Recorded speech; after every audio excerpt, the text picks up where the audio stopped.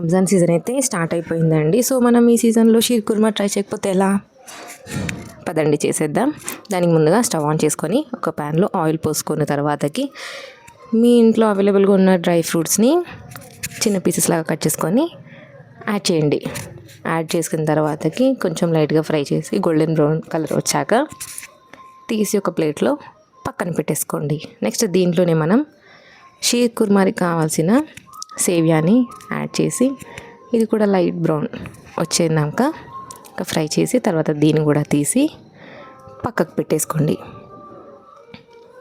చూస్తున్నారు కదా, సేమ్ ఇలాగా పక్కన పెట్టిన తర్వాత దాని మీదనే స్టవ్ పైన ఒక గిన్నె పెట్టుకొని పాలు పోసుకోండి.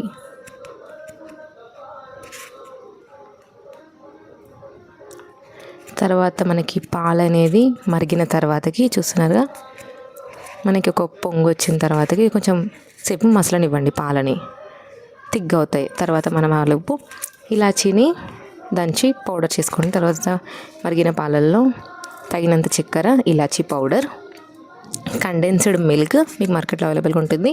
కండెన్స్డ్ మిల్క్ యాడ్ చేసుకోండి. తర్వాత బాగా కలిపిన తర్వాత మనం ఇందాక ఫ్రై చేసి పెట్టుకున్న సేవియా ఉంది కదా, సేవియాని పాలల్లో వేసి బాగా కలపండి. తర్వాత మనకి ఇలా మసులుతూ ఉంటుంది. సేవియా కూడా ఉడికింది. మనం ఈ టైంలో ఫ్రై చేసి పెట్టుకున్న డ్రై ఫ్రూట్స్ని కూడా షీర్ కుర్మాలో యాడ్ చేయండి.